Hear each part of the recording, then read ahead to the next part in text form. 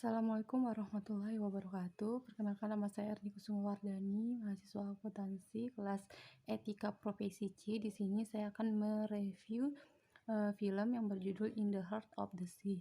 Nah, film ini berjudul tentang bagaimana semua aktivitas yang dilakukan oleh manusia pada saat itu, yaitu segala bentuk aktivitas yang merusak alam yang disebabkan yang akibat dari berburu ikan paus. Nah, film ini menceritakan bahwa segala kerusakan alam itu lumrah dilakukan selama itu untuk memenuhi kebutuhan manusia. Nah, pada saat itu bangsa Eropa gitu sudah mengkotak-kotakan yang apa namanya memperuntukkan gitu bagian sumber daya alam ini yang emang untuk memenuhi kebutuhan bangsa Eropa saat itu gitu. Nah, bercerita tentang film ini bagaimana sebuah perusahaan, di sini perusahaan yang beroperasi gitu kan untuk yang bergerak di bidang minyak gitu kan. Jadi mereka itu lebih fokusnya kepada berburu ikan paus. Nah, di sini dipercayakanlah kapten dari kapal ini yaitu Giorgio Polar yang memang dari keturunan bangsawan gitu kan, meskipun sebelumnya sudah ada perjanjian dengan si Owen Chase ini. Si Owen Chase ini memang ini dijanjikan sebelumnya untuk menjadi kapten, namun karena dia kalah dari segi kedudukan dan garis keturunannya, sehingga dia mau tidak mau mengalah untuk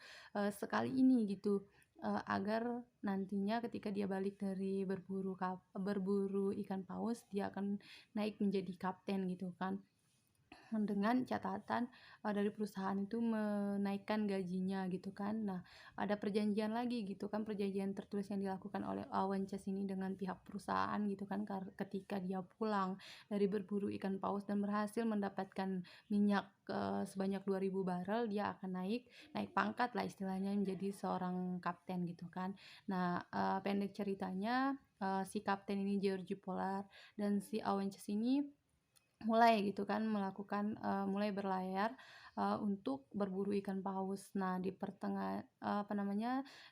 sepanjang cerita gitu kan menggambarkan bahwa si Awences ini memang disegani gitu kan, memang dihormati oleh awak-awak kapal yang lainnya, sehingga ada kecemburuan sosial tersendiri di kaptennya gitu kan, si George Polar ini, karena sedikit yang peduli gitu. Sampai akhirnya pada saat makan malam, si George Polar ini sebagai kapten itu menyinggung si Owen Chase ini, bahwasanya dia hanya seorang orang miskin, keturunan petani, dan dia pun jadi yatim piatu karena orang tuanya di penjara, sehingga terjadilah suasana yang memang canggung gitu kan di antara dua orang dan satu orang temannya gitu kan, sehingga teman yang satunya itu, teman si Awences ini yang berlayar ketika melaut gitu kan dari kecil dengan si temannya ini, sehingga mengingatkan si kapten ini agar tidak terlalu banyak bertanya gitu kan, sehingga pada pertengahan cerita gitu kan mulailah berlayar kapalnya. Memang ada perbedaan pendapat antara si Awences dengan si George Polar ini sebagai kapten gitu kan.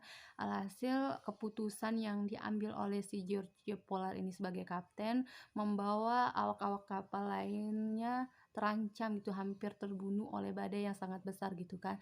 Sehingga pada saat kapal berhasil menghindar dari bencana badai tadi, dia malah menyalahkan si Awences ini, bahwasannya kita pulang saja dulu gitu kan.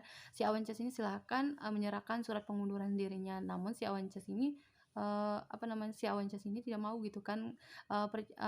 Dia bilang ke si kaptennya bahwasannya kita tidak boleh pulang dulu, kita harus mendapatkan minyak dulu katanya, sehingga si kapten ini mulai setuju gitu kan untuk melakukan pelayaran lagi, sehingga di pertengahan cerita mulailah kapal ini berlayar gitu kan di Samudra Pasifik gitu kan.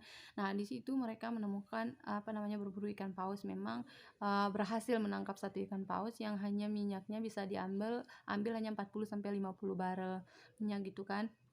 Itu masih jauh dari targetnya mereka, sehingga mereka fokus lagi gitu kan, berlayar lagi ke tengah gitu kan, ke Samudra Atlantik gitu kan. Nah, di sana mereka bertemu dengan pelaut lainnya. Nah, saat bertemu dengan pelaut lainnya, si pelaut yang bukan dari awak kapalnya si kapten ini tadi ya, bercerita gitu kan bahwasanya ada sebuah daratan ke arah barat gitu kan, bahwasanya di sana ada ikan paus raksasa gitu. Kalau kalian, apa namanya, kalau kalian bisa gitu kan, ikan paus ini sepanjang 35 meter. Bayangkan saja kalau 35 meter sudah berapa banyak barel minyak yang bisa didapatkan. Nah, hal ini si Awences ini mulai tertarik gitu kan, dan meskipun dia tidak percaya gitu kan, meskipun pelaut lainnya tadi menceritakan bahwa ikan paus itu menghancurkan kapal yang pernah pergi ke sana gitu kan, sehingga si Awences ini tidak peduli dan tidak percaya, dan itu hanya sebuah mitos. Sehingga mereka mulai melanjutkan dan mulai menemukan daratan yang dimaksudkan oleh pelaut lah. Tadi baru saja sampai gitu kan, mereka sudah berhadapan langsung dengan si ikan paus putih raksasa. Alhasilnya apa? Eh, apa namanya? Karena berhadapan dengan ikan paus ini yang menyerang sangat ganas gitu kan, sehingga kapal mereka itu oleng gitu, bukan karam sih, oleng gitu, karena bagian bawahnya itu hancur gitu kan, masuk air, sehingga apa namanya, minyak pun di situ kan, karena dilihat akan meledak juga gitu kan, sehingga mereka melakukan evakuasi lebih cepat gitu, mengambil barang-barang yang bisa diselamatkan gitu. Sehingga di situ mereka sudah selamat mengambil barang yang bisa diselamatkan kayak persediaan dan segala macamnya. Namun sayangnya si perwira kapalnya ini belum keluar gitu kan, masih terjebak di dalam sana. Sehingga ada beberapa awak kapal yang khawatir juga gitu kan, karena belum keluar si perwira kapalnya ini. Sehingga setelah beberapa waktu kayak gitu kan, berjuang karena sudah mengambil tombaknya, baru si perwira ini, Awences ini keluar gitu. Nah, dilihatnya sama awak kapal lainnya ini, dan berteriak bahwasanya itu si Awences sudah keluar, si perwira kapal ayo ditolong gitu kan. Sehingga ditolonglah si perwira kapalnya, sehingga sudah naik ke kapal, dan mereka hanya bisa melihat dari jauh gitu kan, bagaimana hancurnya kapal mereka terbakar di tengah lautan gitu kan. Sehingga mau tidak mau mereka melanjutkan perjalanan karena tidak ada, apa namanya, kompas atau arah, apa namanya, penunjuk arahnya gitu kan, karena sudah hancur tadi karena kebakaran dan segala macamnya tadi, sehingga mereka mau tidak mau hanya mengikuti gitu kan, mengikuti ini. Namun sayang gitu kan, tidak disangka-sangka ikan paus putih ini tidak melepaskan hanya sampai segitu saja gitu kan, mulai lagi diserang gitu kan. Mereka mengalami kepanikan sehingga kapal mereka hancur juga gitu kan, sehingga mereka hanya bisa bertahan di sebuah skoci, ada 3 skocinya. Namun kembali lagi gitu kan, bahwasanya ikan paus putih ini tidak begitunya saja melepaskan mereka, sehingga mereka diserang lagi gitu kan. Alhasil mereka diserang dan bisa bertahan di skoci itu gitu kan, dan terdampar kurang lebih 90 hari, dan mereka sudah tidak memiliki persediaan makanan, air dan segala macamnya, sehingga mereka mau tidak mau gitu kan untuk bertahan, yaitu memakan daging teman mereka gitu yang sudah meninggal, yang kemudian dijahit serapi mungkin, baru dibuang ke laut gitu kan. Meskipun ada berat hati tersendiri dari awak-awak kapal yang lain, karena mereka datang bersama-sama ya harus pulang bersama-sama juga, tapi untuk bertahan hidup mau tidak mau itu yang harus dilakukan oleh mereka. Nah, sepanjang jalan ceritanya, alhasil mereka menemukan daratan gitu. Di daratan itu mereka tidak menemukan apa-apa juga gitu kan, malahan mereka menemukan bangkai atau kerangka manusia yang pernah terdampar di situ. Nah, mereka mulai putus asa juga gitu kan, karena mereka mengharapkan ada kapal yang lewat atau ada kapal yang datang ke situ, sehingga mereka khawatir gitu kalau mereka akan berakhir seperti mayat-mayat yang lain. Nah, tidak disangka dan tidak diduga, setelah beberapa hari di situ terdampar di pulau yang tidak ada apa-apanya di situ, datanglah sebuah kapal melihat gitu kan, alhasil mereka ditolong. Nah, setelah ditolong dibawa kembali gitu kan, dan si Awences ini berjanji kepada temannya yang ditinggalkan di situ pasti akan kembali gitu kan, untuk mengirimkan kapal untuk menyelamatkan mereka. Temannya ini namanya si Joy gitu kan. Nah, akhirnya mereka kembalilah ke kota gitu kan, tapi mereka tidak disambut dengan sorakan, teriakan, bahwasanya mereka berhasil segala macam, tapi orang-orang itu memandang mereka risih gitu.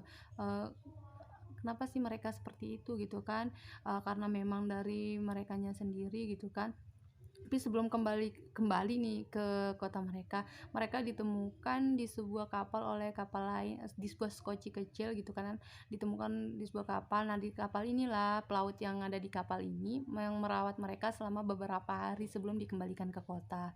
Saya lupa menjelaskan itu tadi, terlalu cepat ya. Sehingga ketika mereka sudah kembali nih ke kotanya, barulah mereka masyarakat orang-orang di situ aneh gitu, cara melihat mereka itu aneh gitu kan, karena memang sudah beberapa hari. Namun si Awances ini karena istrinya gitu, meninggalkan istrinya juga, ada tangis bahagia juga istrinya ketika menyambut si Awances ini.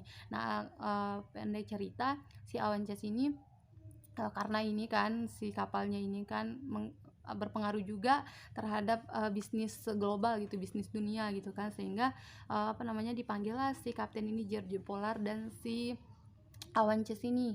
Nah, untuk oleh perusahaannya ini, oleh pimpinan perusahaannya, dan pimpinan perusahaan ini mengharuskan si Awances ini menutup mulut gitu, menutup kebenarannya, agar memberitakan ke media gitu kan, bahwasanya kapalnya itu karam dan awak kapalnya tenggelam kan, bukan cerita yang sebenarnya, karena diserang sama ikan paus putih gitu kan, dan terbakar lalu tenggelam gitu kan.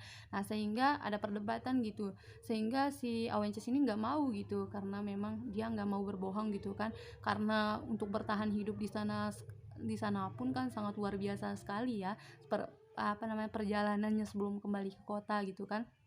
Hasilnya dia tidak mau dan meninggalkan perusahaan meskipun ditawarkan dengan gaji yang fantastis juga gitu untuk menutup mulut si Awences ini. Nah, si Awences ini sebelum pergi gitu kan, memperingati si kaptennya, George Polar ini sebagai kaptennya. Dia bilang nggak mungkin kan kamu akan cerita kebohongan setelah kamu melihat bagaimana perjuanganmu untuk hidup gitu sebelum meninggalkan perusahaan tersebut. Sehingga latar ceritanya si kaptennya mulai dipanggil gitu oleh perusahaan, oleh penanggung jawab gitu kan, diminta pertanggungjawabannya, kesaksiannya kan oleh beberapa pihak penting di situ gitu kan. Dan si George Polar ini mengaku gitu tidak sesuai dengan yang disuruh perusahaan. Dia mengaku gitu bahwasanya kapalnya itu tidak karam dan awak-awak kapal yang lainnya itu tidak tenggelam, tapi menjelaskan sedetail-detailnya ceritanya bahwasanya mereka diserang oleh ikan paus putih ketika berburu ikan paus, terus kapalnya terbakar lalu tenggelam dan hancur gitu.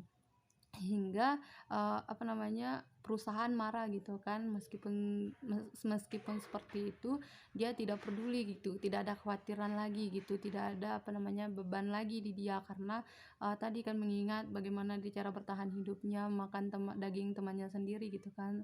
Sehingga pada akhir cerita gitu kan, si Awences dengan istrinya memulai kehidupan baru dengan berdagang, dan perusahaan diminta pertanggungjawabannya gitu kan. Nah, dari segi ininya, dari kesimpulan film ini terkait etika profesi gitu kan. Nah, sebuah perusahaan gitu tidak boleh lepas tangan gitu, tetapi si awak kapalnya, si perwira kapal, dan si kapten kapalnya perlu diapresiasi sih, karena tidak menutup kebohongan gitu, tidak berbohong kepada media sekalipun bahwasanya kejadian cerita yang sebenar-benarnya gitu. Meskipun ditawarkan dengan gaji yang fantastis gitu kan, tidak membuat mereka